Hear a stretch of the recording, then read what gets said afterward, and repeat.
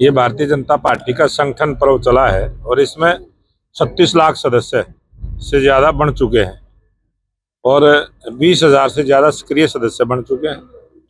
ये हमारा 17 तारीख को पहली सूची हम अपनी सक्रिय सदस्य जो बनेंगे उनके जारी करेंगे और जो कार्यकर्ता 50 सदस्य बनाता है वही सक्रिय सदस्य बनता है।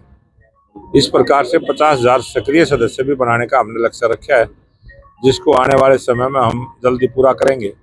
और हमने जो चुनाव की एक टोली की घोषणा की है, एक जितनी भी अपील कोई दायर करेगा एक अपील कमेटी भी बनाई है और इसमें एक हमने जो हमारे 313 मंडल हैं पूरे हरियाणा में, अभी नए मंडलों के चुनाव होंगे इसलिए मंडलों का भी परिसीमन हो। इस प्रकार से जहाँ पर बड़े मंडल हैं, 75 बूथ से ज़्यादा बड़े मंडल हैं, उनको भी हम थोड़ा सुधार करेंगे। उसके लिए भी एक कमेटी हमने बनाई है, राजीव जैन जी के संयोजक के उसके बनाए हैं और 4 सदस्य बनाए हैं। इसी प्रकार से जो संगठन को लेकर हमारी चर्चाएं चलेंगी और हमारा अभी 25 तारीख को एक जिला स्तर पर प्रशिक्षण रहेगा, किस प्रकार से सारी चुनावी प्रक्रिया पूरी होगी।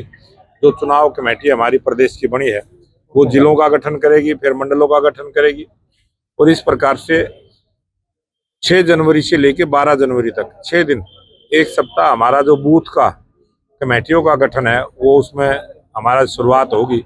6 जनवरी से हम अपने संगठन की जो बूथ की रचना है उससे शुरुआत करते हुए फिर मंडल की रचना होगी, फिर उसके बाद जिले की होगी और पूरी प्रक्रिया राष्ट्रीय स्तर पर चलेगी। अध्यक्ष जी, हरियाणा सरकार जीरो टॉलरेंस की बात करती है। आपकी एक पदाधिकारी थी महिला आयोग की उपाध्यक्ष, वो 1 लाख रुपए की रिश्वत के साथ जो है उनको गिरफ्तार किया है, उसको लेकर क्या कहेंगे? ये भारतीय जनता पार्टी की सरकार है और भारतीय जनता पार्टी की सरकार में रहते हुए अगर कोई भ्रष्टाचार करेगा तो वो बच नहीं सकता। यही हमारी जीरो टॉलरेंस की नीति है और चाहे वो किसी भी पद पर हो, भ्रष्टाचार करने वाले के साथ कानून अपना काम करेगा, उसमें सरकार कभी दखलंदाजी नहीं करती और यही परिणाम है, यही सबूत है। आप इतिहास में कभी उठा के देखना, कांग्रेस पार्टी की जहाँ शासन रहता है कभी भी वो इस प्रकार से अपने कार्यकर्ताओं को बचाने का काम करते हैं और ये भारतीय जनता पार्टी है जो अपने कार्यकर्ताओं को भ्रष्टाचार से रोकने के लिए उसको सजा भी देने का काम करती है। सर, जिस प्रकार से हरियाणा में 24 फसलों पर एमएसपी दी जाती है, देश के अन्य हिस्सों में भी जो है किसान मांग कर रहे हैं, इसको लेकर क्या कहेंगे? आज ट्रैक्टर यात्रा भी जो है किसान निकाल रहे हैं। मैं तो ये मांग करूंगा, मैं तो किसानों के साथ हूँ और किसानों का हक बनता है कि उनकी जो फसल है वो एमएसपी पर खरीदने की गारंटी सरकार दे। तो इसीलिए हमारी हरियाणा सरकार ने, जो मैं अपने लोकप्रिय मुख्यमंत्री नायब सिंह सैनी जी का धन्यवाद आभार प्रकट करता हूं हरियाणा सरकार का, जिसने किसानों की 24 फसलें खरीदने की गारंटी दी है और आज हरियाणा का किसान उससे संतुष्ट है।